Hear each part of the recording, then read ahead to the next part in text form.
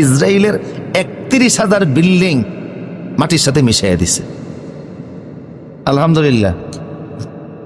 কত হাজার? ওরা তো এগুলি মিডিয়া প্রকাশ করতে দেয় না, কারণ ইজ্জত যায়, প্রকাশ করতে দেন। ৩১,০০০ বিল্ডিং ধসিয়ে দিয়েছে তাদের। এখন তারা পুনর্গঠন করতেছে। তা গাজাকে যে তারা ধ্বংস করলো, জেরুজালেমকে যে তারা দখল করলে, ও ফিলিস্তিনের অধিবাসীদেরকে এখান থেকে সরিয়ে দিতে চাচ্ছে, এরা লাঠি খুঁজতেছে।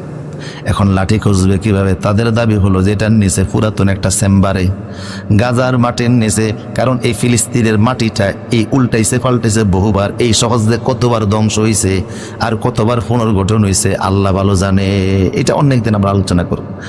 এই ফিলিস্তিনের এই জমিন যে কতবার মেসাকার হয়েছে, এই সহজে কতবার মাটির সাথে মিশছে আর কতবার যেটা পুনর্গঠন হয়েছে হিসাব ছাড়া বিগত ৬,০০০ বছরে।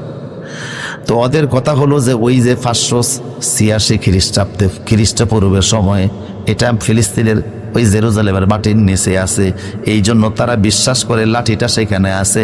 তাই তারা ফিলিস্তিনের অধিবাসীদেরকে সরাইয়া লাঠি খোঁজার জন্য চেষ্টা করতেছে, লাঠি তারা বের করবে।